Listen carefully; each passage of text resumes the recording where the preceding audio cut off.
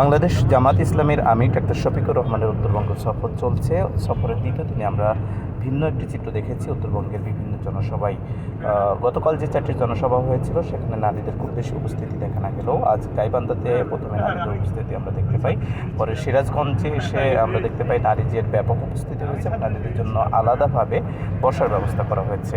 সেখানে প্রজেক্টরের মাধ্যমে বড় স্ক্রিনে আমিরি জামাতের বক্তব্য প্রচার করা হচ্ছিল, দেখানো হচ্ছিল। এরপরে আমরা যখন উল্লাপাড়া আসি তখন দেখি যে উল্লাপাড়াতেও কিন্তু জামাতের যে সমাবেশ, সেখানে নারীদের বিভিন্ন ধর্মাবলম্বীর নারীদের কিন্তু আমরা দেখতে পেয়েছি মাঠের মধ্যে উন্মুক্ত ময়দানে একপাশে তাদেরকে জায়গা করে দেওয়া হয়েছে। আপনারা জানেন উল্লাপাড়া বাংলাদেশ জামাত ইসলামের সহকারী সেক্রেটারি জেনারেল মাওলানা রফিকুল ইসলামের আসন। এই আসনের সমাবেশে কিন্তু এমন একটি চিত্র দেখা গেল এবং আমরা দেখেছি অনেক নারী তাদের ছোট সন্তানদেরকে নিয়ে এসে মাঠের মধ্যে বসে থেকে তারা জামাত আমিরের বক্তব্য শুনছেন।